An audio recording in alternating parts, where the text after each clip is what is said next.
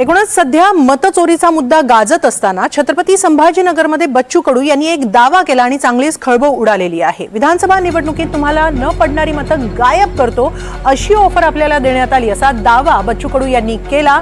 तर अंबादास दानवे यांनी या दाव्यामध्ये तथ्य असल्याचं म्हटलंय।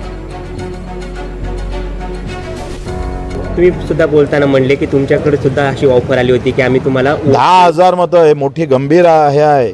म्हणजे पहिले प्रश्न तुम्ही आज घेतला पाहिजे का मला याची ऑफर आली होती। मी आता सगळे ते पुरावे गिरावे शोधतो आहे त्या काळातले।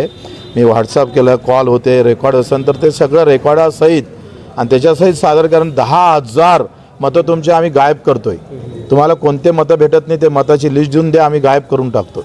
अशी ऑफर तुम्हाला आली होती? हां, आज देशामध्ये या विषयावर चर्चा होते की मतचोरीचा प्रकार हा गावोगाव झालेला आहे।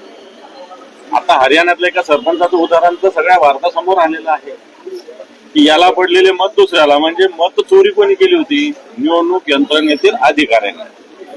आणि मग बच्चू कडू जे म्हणतात तेही सत्य आहे। आज गावगाव अशा पद्धतीनं कार्यकर्ते मतचोरीचे प्रकार समोर आणतात आणि माझ्या माहितीप्रमाणे आज राहुल गांधी मतचोरीच्या संदर्भात 16 दिवसाची यात्रा बिहारमध्ये करतायत आणि हा विषय एक अतिशय प्रभावीपणे जनतेसमोर आलाय। लोकशाही धोक्यात आणण्याचा हा प्रकार आहे। बच्चू कडू सारख्यांना पाडण्यासाठी भारतीय जनता पार्टीने अशा योजना, लोकसभेनंतर विधानसभेचे मतदान झालं जे 5-5 वर्षात वाढलं नाही, एवढं मतदान एवढं 3 महिन्यात वाढलं।